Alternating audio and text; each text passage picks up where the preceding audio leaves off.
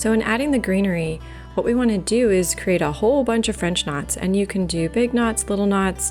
The more variety, the better it will look, because it'll look like actual greenery.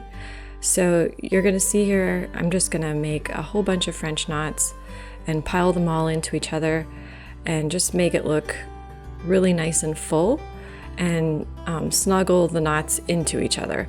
So the best way to do that is when you create your first knot, don't make your second knot right next to the first. You can see I made some space there between the two knots, and then make another knot on the other side so that you're not putting them right next to each other. Otherwise, you run the risk of going back through the same hole that you just came out of with the previous knot and pulling out your first knot.